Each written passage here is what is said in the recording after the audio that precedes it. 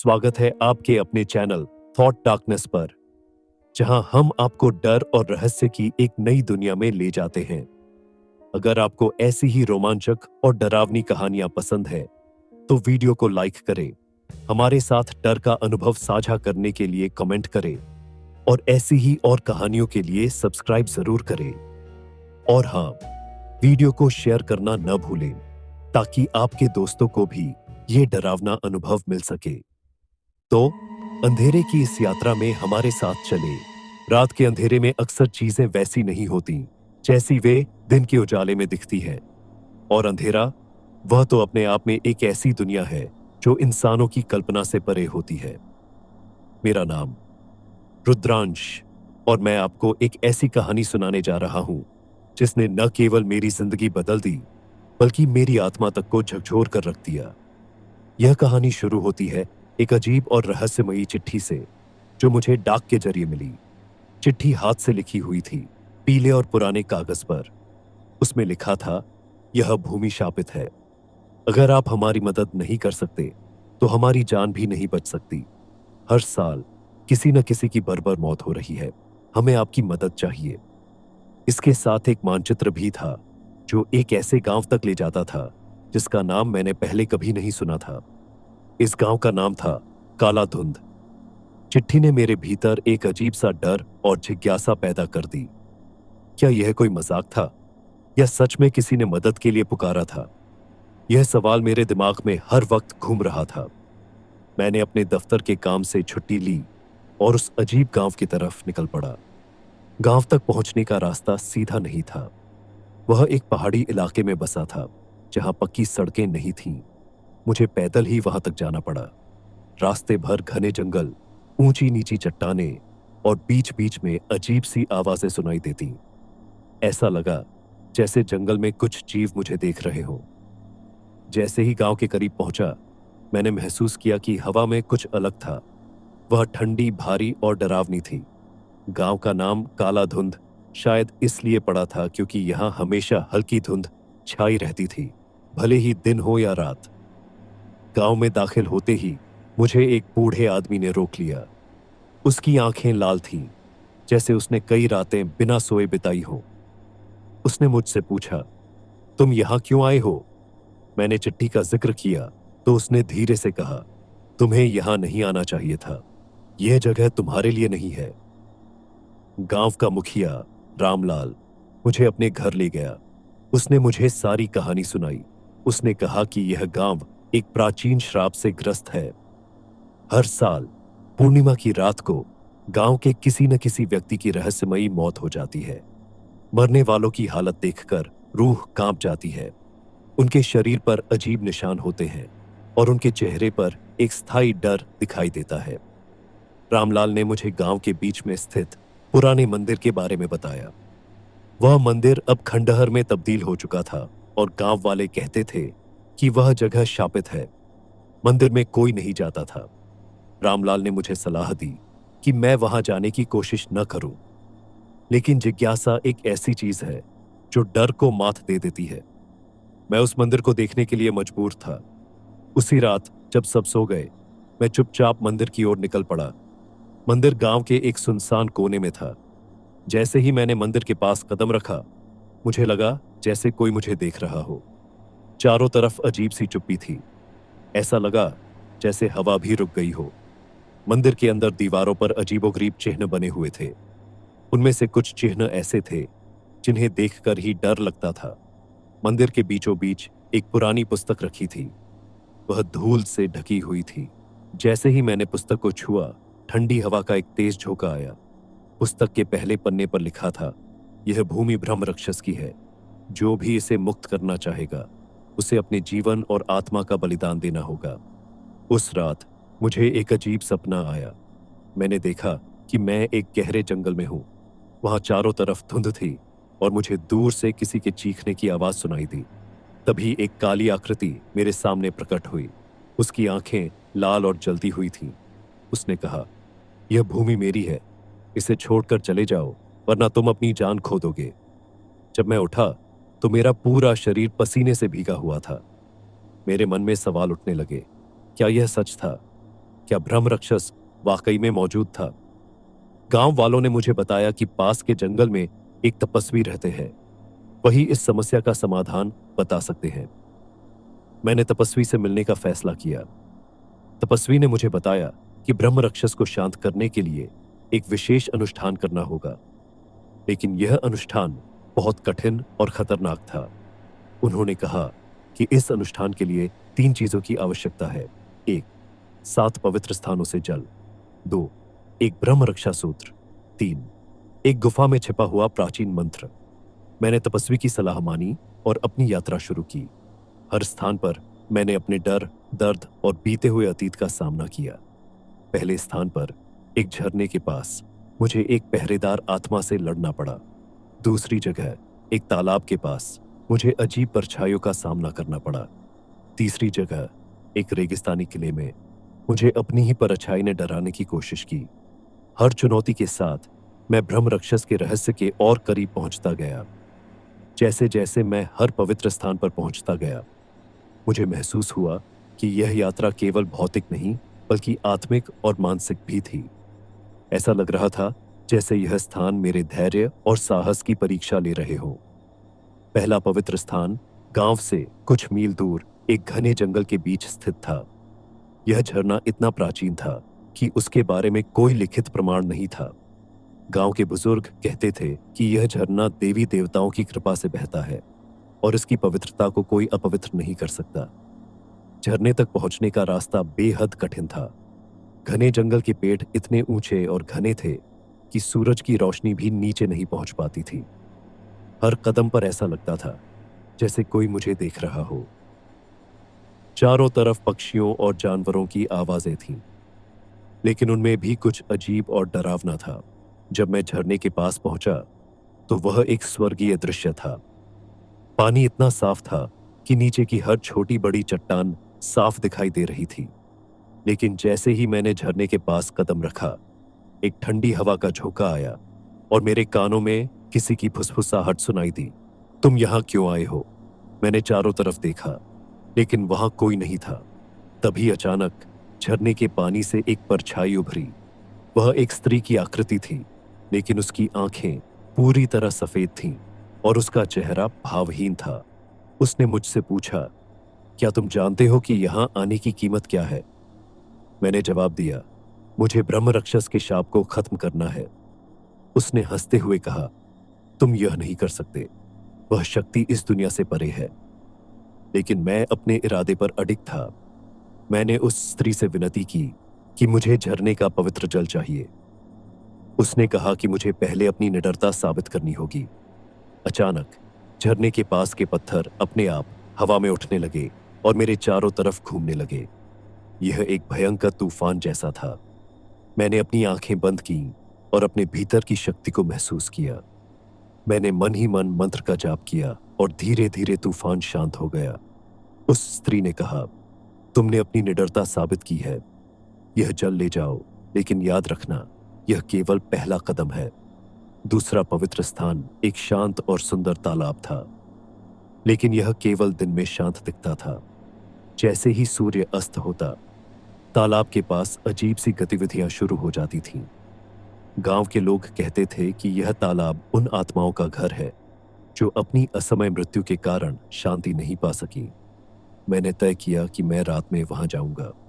जब मैं तालाब के पास पहुंचा तो चारों तरफ घना अंधेरा था। तालाब का पानी स्थिर था, लेकिन उसमें कुछ अजीब था। पानी में झांकने पर ऐसा लगता था जैसे उसमें कोई छिपा हुआ है। तभी पानी के बीचों बीच से हलचल हुई और एक एक करके आत्माएं बाहर आने लगीं। उनकी आकृतियां अधूरी थीं, किसी के हाथ नहीं थे, किसी का चेहरा गायब था। वे धीरे धीरे मेरी तरफ बढ़ने लगी। उनकी आंखों में केवल दुख और क्रोध था। मैंने तपस्वी द्वारा दिए गए ब्रह्म रक्षा सूत्र को अपने हाथ में कसकर पकड़ा और मंत्र पढ़ना शुरू किया। आत्माएं रुक गईं। उनमें से एक ने कहा, तुम्हें क्या चाहिए? मैंने जवाब दिया, मुझे इस तालाब का पवित्र जल चाहिए। आत्माएं क्रोधित हो गईं। उन्होंने कहा, हम इस तालाब के रक्षक हैं, यहां से जल ले जाना आसान नहीं है। उन्होंने मुझसे मेरी सबसे गहरी यादें छीनने की धमकी दी। तभी मुझे तपस्वी की बात याद आई। डर और स्मृतियां ही इंसान को कमजोर बनाती है। मैंने अपनी सभी भावनाओं को काबू में रखा और अपनी आत्मा की शक्ति से मंत्र का जाप जारी रखा। आत्माएं धीरे धीरे गायब हो गईं और तालाब का पानी अचानक चमकने लगा। मैंने पवित्र जल लिया और वहां से निकल पड़ा। तीसरा स्थान सबसे खतरनाक था। यह एक रेगिस्तानी किला था जिसे शापित दुर्ग कहा जाता था। कहते हैं कि वहां ब्रह्म राक्षस की परछाई सबसे ज्यादा प्रभावशाली होती है। किले के अंदर अजीबोगरीब खंडहर थे। दीवारों पर प्राचीन चिन्ह बने हुए थे और जगह जगह काले धब्बे थे, जैसे किसी ने आग में जलने के निशान छोड़े हों। जैसे ही मैंने किले के भीतर कदम रखा, मेरे चारों तरफ अंधेरा छा गया। मुझे मेरी ही परछाई ने घेर लिया। वह बोलने लगी, तुम यहां क्यों आए हो? क्या तुम्हें अपनी जान प्यारी नहीं? मैंने अपनी परछाई को जवाब दिया, मैं यहां ब्रह्म राक्षस के शाप को खत्म करने आया हूं। परछाई ने मुझे डराने की कोशिश की। उसने मेरे सारे डर, मेरी असफलताएं और मेरे जीवन की कमजोरियां मेरे सामने रख दी। लेकिन मैंने अपने इरादे को मजबूत रखा। मैंने अपने अंदर की हर कमजोरी को स्वीकार किया और उसे अपनी ताकत बना लिया। अंततः परछाई गायब हो गई। किले के बीचों बीच एक पत्थर का घड़ा था जिसमें पवित्र जल भरा हुआ था। मैंने घड़े से जल लिया और वहां से बाहर निकल गया। गांव लौटने के बाद मैंने तपस्वी और गांव वालों के साथ मिलकर अनुष्ठान की तैयारी शुरू की। पूर्णिमा की रात ब्रह्म राक्षस की छाया गांव पर हावी होने लगी। उसकी उपस्थिति से पूरी जमीन कांपने लगी। तपस्वी ने मंत्रों का जाप शुरू किया और मैंने पवित्र जल को गांव के चारों कोनों में छिड़कना शुरू किया। तभी ब्रह्म राक्षस प्रकट हुआ। उसकी आकृति भयावह थी। लाल जलती हुई आंखें, लंबा शरीर और उसके चारों तरफ एक गहरी काली छाया। उसने मुझे धमकाते हुए कहा, तुम मेरे रास्ते में क्यों आ रहे हो? यह भूमि मेरी है। लेकिन मैंने हिम्मत नहीं हारी। मैंने तपस्वी द्वारा सिखाए गए मंत्र को पढ़ा और पवित्र जल की शक्ति का इस्तेमाल किया। यह संघर्ष पूरी रात चला। अंततः ब्रह्म राक्षस की शक्ति कमजोर पड़ने लगी। उसने चीखते हुए कहा, तुमने मुझे हरा दिया, लेकिन याद रखना, हर शाप का अंत एक नई शुरुआत होती है। ब्रह्म राक्षस के खत्म होने के बाद गांव शाप से मुक्त हो गया। लेकिन मैंने महसूस किया कि यह केवल एक शुरुआत थी। इस दुनिया में कई और अदृश्य शक्तियां थीं जो मानवता को चुनौती दे रही थीं। मैंने अपने जीवन को इन्हीं रहस्यों और अंधकार को समझने और उनका मुकाबला करने के लिए समर्पित कर दिया। गांव में ब्रह्म राक्षस की पराजय के बाद जो राहत का एक पल था, वह जल्दी ही अदृश्य अंधकार के एक और रूप में बदलने लगा। गांव की भूमि अब शाप मुक्त हो चुकी थी, लेकिन जो कुछ भी हमने अनुभव किया था, उसने हमारी चेतना को बहुत गहरे तक प्रभावित किया था। गांव के लोग सामान्य जीवन जीने लगे, लेकिन हर कोई जानता था कि यहाँ कुछ न कुछ अनहोनी हमेशा घातक रूप में बसी रहती है। यह एहसास हर किसी के मन में था कि ब्रह्म राक्षस का पराजय सिर्फ एक शांति का भ्रम था। असली खतरा कहीं और था। गांव के एक पुराने आदमी ने मुझे बताया, तुमने ब्रह्म राक्षस को पराजित कर दिया, लेकिन तुमने उसके असली रूप को नहीं देखा। वह केवल एक चेतावनी थी। असली खतरा अभी तक हमारे सामने नहीं आया है। यहां पर हर रात का अंधेरा और घना होता जा रहा था। मुझे यह समझ में आने लगा कि यह अंधकार सिर्फ बाहरी नहीं था, बल्कि हमारे भीतर का अंधकार था जो अब हमें घेरने लगा था। मैंने महसूस किया कि उस पूरी घटना से हमारे मन, हमारी आत्मा में एक गहरी छाया उतर आई थी। एक रात जब सब सो रहे थे, मुझे एक अजीब सी आवाज सुनाई दी। यह आवाज न केवल मेरे कानों में बल्कि मेरी आत्मा में भी गूंज रही थी। यह आवाज बिल्कुल भी सामान्य नहीं थी, जैसे कोई असमर्थ चीख हो जो किसी इंसान की नहीं थी। यह आवाज मुझे वही स्थान, वही किला, वही तालाब और वही झरना ले गई। मैं अपने भीतर के डर को खत्म करने के लिए और पूरी कहानी की गुत्थी सुलझाने के लिए उस आवाज के पीछे भागते हुए वहीं पहुंचा। लेकिन जब मैं वहां पहुंचा तो मुझे कोई दिखाई नहीं दिया। कुछ समय तक वहां खड़े रहने के बाद मैंने देखा कि किले के अंदर एक हल्की सी धुंध सी आ रही थी, जो धीरे धीरे और गहरी होती जा रही थी। किले के भीतर जब मैंने कदम रखा तो उस जगह का माहौल और भी घना हो गया। वहां की दीवारों पर राक्षसों के प्राचीन चित्र थे, लेकिन एक चित्र ऐसा था जो मुझे पूरी तरह से खींच रहा था। यह चित्र एक मानव आकृति की थी, लेकिन उसकी आंखें जलती हुई थीं और उसकी छाया से बाहर एक भयंकर विशाल आकृति थी जो पूरी दीवार को अपनी गिरफ्त में लिए हुए थी। आखिरकार वह छाया मेरे सामने आई और बोली, तुमने जिस राक्षस को मारा था वह मेरे आदेश पर था। वह केवल एक पंक्ति थी, एक पुकार थी जो मैंने भेजी थी। अब तुम्हारी असल परीक्षा शुरू होती है। मुझे समझ में आ गया कि जिस राक्षस को मैंने पराजित किया था वह दरअसल एक मामूली वकील था जो इस जगह के भीतर खुद को अजय ताकतों से जोड़ने की कोशिश कर रहा था। असल में वह शैतान नहीं था, बल्कि उसे खुद शैतान द्वारा भेजा गया था। और अब असली शैतान सामने था। वह विशाल राक्षस जिसकी छाया दीवारों पर नाच रही थी, धीरे धीरे मेरे सामने आकार ले रहा था। उसकी आंखों में ऐसी आग थी जो पूरी दुनिया को जला सकती थी। उसने अपनी आवाज में कहा, तुमने यह सोचा था कि तुमने मुझे हराया, लेकिन मैंने तुम्हारे भीतर एक बीज बो दिया था। तुम अब मेरे अधीन हो। तुम मेरे सामने कुछ नहीं हो।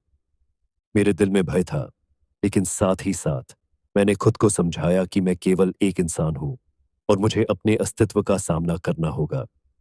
मैंने जिज्ञासा और साहस से भरकर उसका सामना किया। उसका शरीर अब पूरी तरह से ठोस हो चुका था और उसने अपनी पूरी शक्ति को मेरे सामने रखा। लेकिन अचानक मुझे वह मंत्र याद आया जो तपस्वी ने मुझे बताया था। मैंने उसे उच्चारित किया और अपनी आत्मा में उसकी शक्ति को महसूस किया। उस मंत्र का प्रभाव ऐसा था कि शैतान की शक्ति धीरे धीरे कम होने लगी। उसकी आंखों की जलती हुई आग बुझने लगी और वह बर्फ की तरह ठंडा होकर जमने लगा। लेकिन उसने मुझे चेतावनी दी, तुमने मुझे हराया, लेकिन हर शाप का अंत नहीं होता। हर शक्तिशाली प्रेत हमेशा अपने अगले रूप में लौटता है। और फिर वह पूरी तरह से गायब हो गया।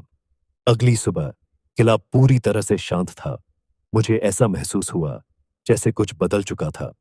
ब्रह्म राक्षस का खतरा टल चुका था, लेकिन मैंने महसूस किया कि जो भी शक्तियां यहां काम कर रही थीं, वे अब भी जीवित थीं। मैं जानता था कि मुझे अब जीवन भर इन ताकतों से जूझते रहना होगा। गांव में सब कुछ सामान्य हो गया था, लेकिन मेरी आत्मा अब पूरी तरह से बदल चुकी थी। अब मैं जानता था कि ये अदृश्य ताकतें हमेशा मानवता के आसपास रहती हैं और हमें अपनी आत्मा को हमेशा सतर्क रखना होता है। यह यात्रा मेरे लिए एक जीवनदायिनी अनुभव रही। मैंने न केवल अपनी आत्मा की गहराई को समझा, बल्कि यह भी महसूस किया कि हर शाप का पीछा करना, हर रहस्य का हल ढूंढना सिर्फ बाहरी नहीं, बल्कि आंतरिक ताकतों का सामना करना भी जरूरी है। और ब्रह्म राक्षस जैसे शक्तिशाली प्रेतों के खिलाफ संघर्ष एक निरंतर जारी रहने वाली लड़ाई है। अब मैं इस कहानी के साथ यहां खड़ा हूं, आपको यह बताने के लिए कि हर अंधकार के बाद एक नई सुबह आती है, लेकिन उस सुबह का सूरज केवल उन लोगों के लिए चमकता है जो अपनी आत्मा की शक्ति को पहचानते हैं।